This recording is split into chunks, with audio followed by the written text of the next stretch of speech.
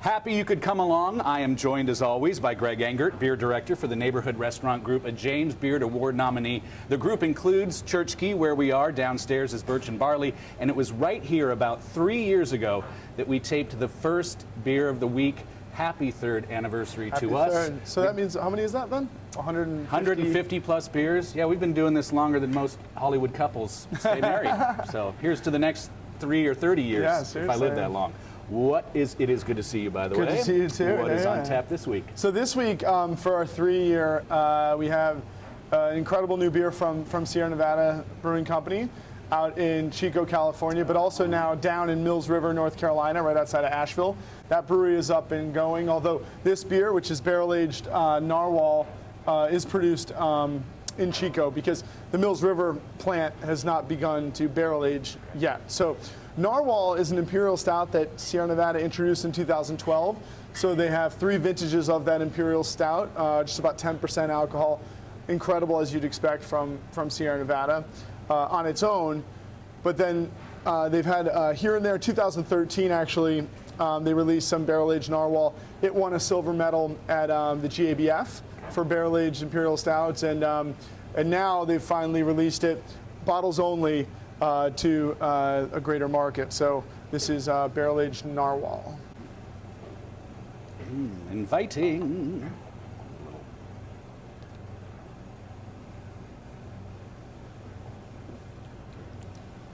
That is nice. It's big. 12.9% alcohol. Delicious beer. Actually, we'll talk about, well, the way it's produced first.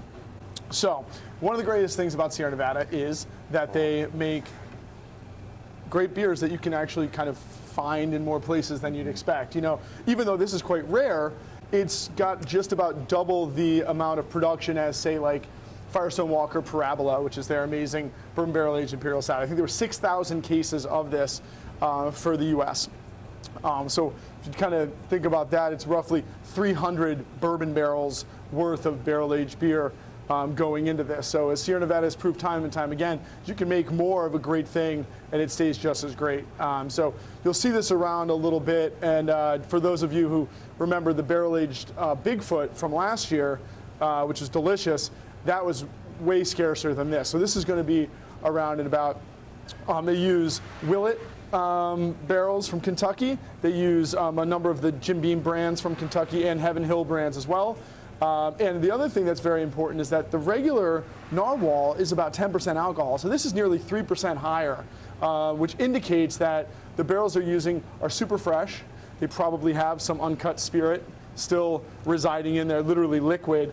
And the last thing that's important is that the higher the char you find on barrels, it's a 4-level scale, number 4 being the highest, and they actually call that the alligator because they're so charred that the staves look like the back of an alligator.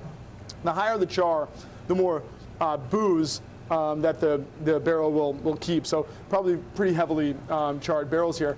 But all that said, I don't think it's like necessarily boozy, it's just big. Yeah, it is big, but I think, boy, they got the right balance there. Yeah, it's well blended. Yeah, totally. And as we've talked about a number of times, Sierra Nevada uses only whole cone hops, right? Yes, indeed. So absolutely. that's the case in this too. Absolutely, every single beer they make. Are many other imperial bourbon barrel-aged stouts out there made with whole cone hops? No, I mean it's got that unique Sierra taste. Victory, Victory makes Stone King. I mean, there's not a lot of breweries doing that, but you're right. You get a little of that hop character. You know, it's also worth mentioning too. It's like we don't see enough Sierra Nevada Stout out here. It's just a basic beer that they've been making for 30 plus years now. It's an incredible stout just on its own. So I like to think of this Narwhal as a kind of a big brother to the Sierra Stout. They just make good stuff all the time. Yeah. What would you pair this with? Or just drink it alone? That would be fine, obviously. Of course. But you know, we talk a lot about you need big flavors for a beer this big. So I love, big meats, big cheese. We always talk about, like Roquefort, Stilton, Gorgonzola for blue cheese is going to be great with this. Bacon, burgers. If you're going to do steak, I love it with like a mushroom sauce, something that's rich. If you're going to do duck, maybe with some cherries, like a cherry sauce. That's going to bring some fruit to the dark richness. of this, but then I mean any kind of stew, goulash, beef stew, macaroni and cheese, you know, kind of the richer and fattier, the better. Cassoulet would be fantastic with this. Beans and duck being great as well.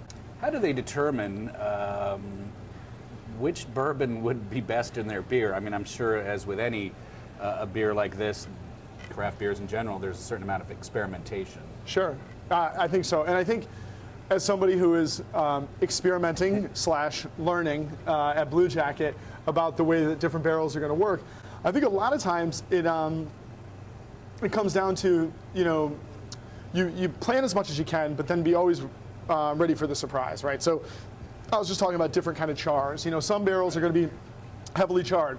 That means they're going to give you kind of more of a charred note, but it's also going to give you more of the spirit, right? So that can make a stronger barrel-aged imperial stout.